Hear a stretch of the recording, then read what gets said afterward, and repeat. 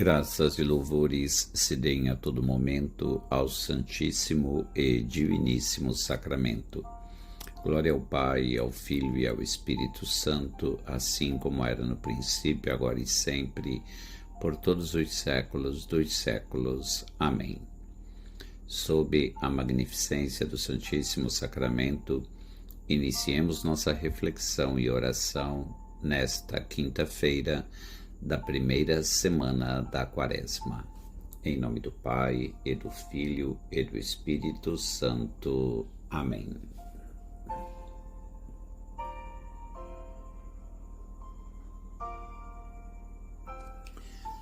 A Igreja celebra hoje a festa da Cátedra de São Pedro Apóstolo.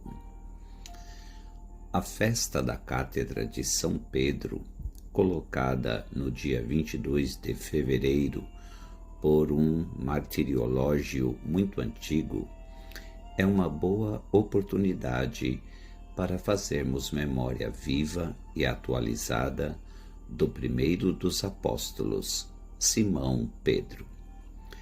A cátedra de São Pedro Apóstolo, a quem o Senhor disse: Tu és Pedro, e sobre esta pedra edificarei a minha igreja, põe em relevo a missão de mestre e pastor, conferida por Cristo a Pedro. O Senhor fez assentar sobre ele, como sobre uma pedra, todo o edifício da igreja. No dia em que os romanos costumavam honrar a memória dos seus defuntos, celebra-se o dia natal de São Pedro na cadeira apostólica. Esta festa era já celebrada neste dia em Roma, no século IV, para significar a unidade da Igreja fundada sobre o Príncipe dos Apóstolos.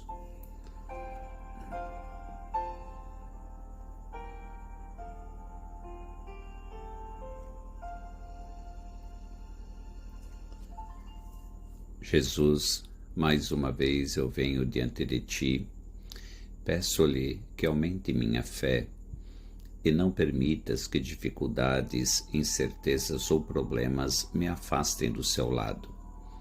Eu confio em vós. Ajuda-me a nunca duvidar do seu poder salvador e do seu amor paciente, misericordioso, terno e providente.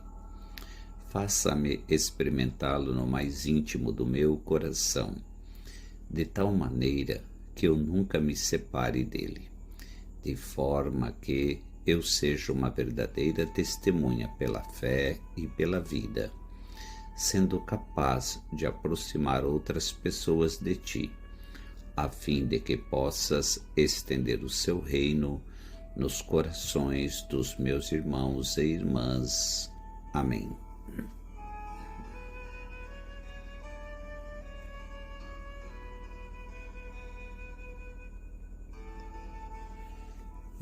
Meus irmãos e minhas irmãs, a liturgia de hoje nos coloca diante do Evangelho de São Mateus, capítulo 16, versículos de 13 a 19. E gostaria de destacar com vocês o versículo 18 que nos diz: Tu és Pedro, e sobre esta pedra construirei a minha igreja, e o poder do inferno nunca poderá vencê-la. Neste Evangelho, Jesus começa por interrogar os discípulos sobre o que se diz sobre ele. As respostas que dão são parcialmente válidas, mas inexatas. É então que Jesus interroga os discípulos sobre o que pensam dele. Responde Pedro em nome de todos: Tu és o Messias, o Filho do Deus vivo. Estas palavras são uma profissão de fé total, completa, que já tem o sabor da fé pascal. Estas palavras revelam também a identidade de Pedro como crente e representante de todos os crentes. Na segunda parte do texto, temos uma série de palavras com as quais Jesus define a sua relação com Pedro e o ministério do apóstolo em relação à igreja. Pedro é bem-aventurado, porque falou sob inspiração divina. O nome novo que Jesus dá a Pedro indica a sua missão de pedra fundamental e sólida do edifício que é a igreja, a comunidade dos salvos. A entrega das chaves, simbolizada, que é com Pedro e por meio de Pedro que Cristo realiza a salvação de todos. O Papa Bento XVI comenta assim estas palavras do Senhor. As três metáforas às quais Jesus recorre são muito claras. Pedro será o fundamento, a rocha sobre o qual se apoiará o edifício da igreja. Ele terá as chaves do reino dos céus, para abrir ou fechar a quem melhor julgar. Por fim, poderá ligar ou desligar, no sentido em que poderá estabelecer ou proibir o que considerar necessário para a vida da igreja, que é e permanece a Igreja de Cristo. Esta posição de preeminência que Jesus decidiu conferir a Pedro verifica-se também depois da ressurreição. Pedro será, entre os apóstolos, a primeira testemunha de uma aparição do ressuscitado. Este seu papel, realçado com decisão, marca a continuidade entre a preeminência obtida no grupo apostólico e a preeminência que continuará a ter na comunidade que nasceu depois dos acontecimentos pascais. Vários textos chaves relativos a Pedro podem ser relacionados com o contexto da última ceia, no decurso da qual Cristo confere a Pedro o ministério de confirmar os seus irmãos. Esta contextualização do primado de Pedro na última ceia, no momento da instituição da Eucaristia, Páscoa do Senhor, indica também o sentido último deste primado. Pedro deve ser, para todos os tempos, o guardião da comunhão com Cristo. Deve conduzir à comunhão com Cristo. Deve preocupar-se porque a rede não se rompa, para que possa perdurar a comunhão universal. Só juntos podemos estar com Cristo, que é o Senhor de todos. A responsabilidade de Pedro é, pois, a de garantir a comunhão com Cristo pela caridade de Cristo, conduzindo à realização desta caridade na vida de todos os dias. Agora, você sabia que existe uma cátedra física de São Pedro, localizada na Basílica de São Pedro, no Vaticano? A tradição afirma que é o assento de madeira original usado por São Pedro, sempre que pregava ou ensinava os cristãos em Roma. A cadeira foi posteriormente revestida de bronze e é uma impressionante obra de arte. Mas a festa de hoje não é uma peça de mobiliário. É sobre o que isso significa.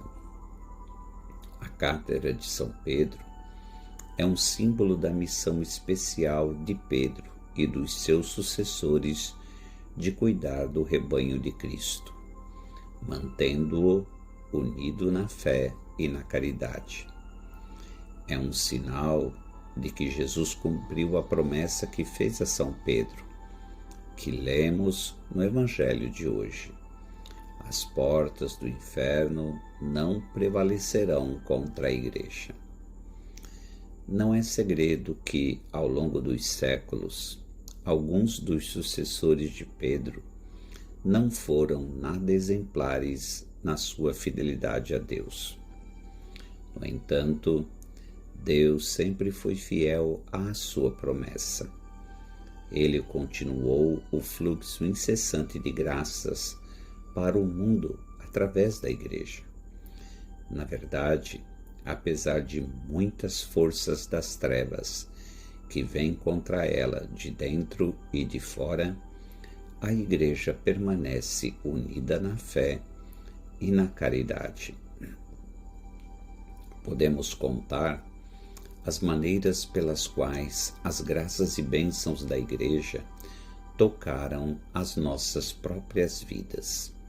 O grupo de adolescentes ou de jovens que nos levou a experimentar a alegria de Cristo. O catequista que nos introduziu na vida cristã. O professor da escola bíblica católica que nos ensinou as verdades da fé. Os diversos movimentos, a renovação carismática católica, o movimento sacerdotal mariano, as equipes de Nossa Senhora, os campistas, o encontro de casais com Cristo, os cursílios ou a paróquia que tornou-se o nosso lugar de encontro com o Senhor. Destas formas e de muitas outras, a Igreja ajudou o céu a vir à terra nas nossas vidas.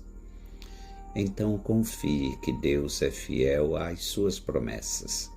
Ele continuará a manter a Igreja unida ao mesmo tempo que aprofunda a nossa comunhão. No final, Jesus será vitorioso sobre todas as forças das trevas neste mundo e nos nossos corações. Senhor, edifica a tua Igreja na unidade e na caridade, para que continue a ser uma fonte de vida e de graça para o mundo.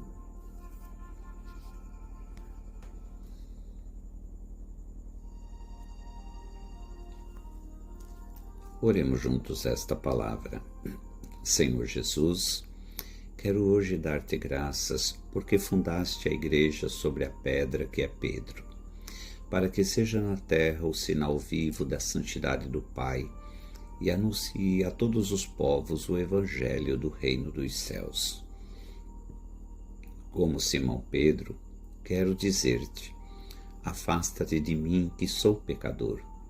Mas, em obediência à tua palavra, lançarei as redes, porque és o Filho do Deus vivo.